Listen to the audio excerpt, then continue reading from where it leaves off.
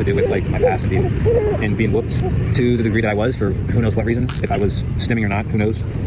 But it was severe to the point where I could not sit down multiple times, and that's something I don't like to really discuss. But does this really look like a face that was abused? I do not think so. Hi TikTok, this is Andrew's little sister. We grew up in the same household, same mom, same dad. That is us in the top left as kids.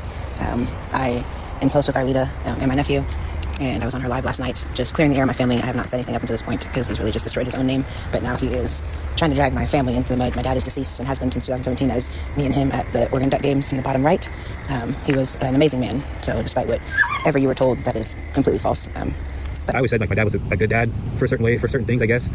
But I guess the other ways that he kind of handled things, I mean, he did teach me things, but also left me to learn a lot of things on my own. But I mean, go off. My mom is Puerto Rican, my dad is black. My grandmother, who is full Puerto Rican, is in the top right. I spent my brother with her in Miami on a family vacation that we took. We took family vacations every year. If we didn't go visit family in Miami or New Jersey or North Carolina, we would go camping at a KOA or drive somewhere and go tent camping. We've also been to Disney World. My dad was a wonderful dad and did everything he could to give us a great life. My mother as well. That is us at the bottom left, me at, 4 or 5 years old. My brother is to the right of me, I guess, facing the picture to my right, in the striped shirt. He's 4 years older than me. That was, again, another trip we took to North Carolina to visit my cousins, which are the two gentlemen you see behind me on the other side in the green shirt and the yellow shirt. I just wanted to come on here and clear the air. I did my best to clear the air and answer as many questions as I could last night, but there's a million questions out there. There's a million lies out there. My brother does not have autism. He's never been diagnosed with autism.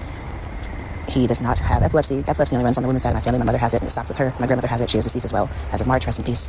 I appreciate all of you guys who had tuned in last night to our live just to get to know me for a second. I'm not used to doing any of this, but it was necessary because my family's name is involved and we share a last name, and I refuse to let that be dragged through the mud any more than it already has been, especially when it comes to our upbringing.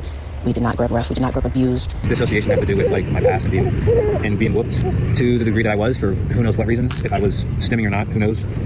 But it was severe to the point where I could not sit down multiple times, and that's something I don't like to really discuss, but it is what it is. He was not neglected. We lived a great life. My family did their best. My parents did their best, and I'm happy with the way we were raised. I'm happy with the way we were disciplined, which was very minor. I mean, everybody has children that make bad decisions, but I feel like I got beat and whooped more than necessary or normal. We were not abused. We got spanked every once in a while, but we got talked to. My dad poured words and love into us, not anger and abuse and mistreatment. That was not the case. My mother either. But like I said, go off. He's clearly been doing his big one on the internet and getting that 15 minutes of fame. So I just wanted to make sure that was not involving my parents' name, who they worked hard to keep from getting dragged in the mud. So I refuse to just sit back and let him kiki and caca on something that is really not funny. It's kind of gross. But, like I said, go off, do your big one. Let me conclude this video by apologizing to the autism community on my brother's behalf. Although I do not associate with him, that was not okay to use autism as a scapegoat for your personal problems and negligence in your own life.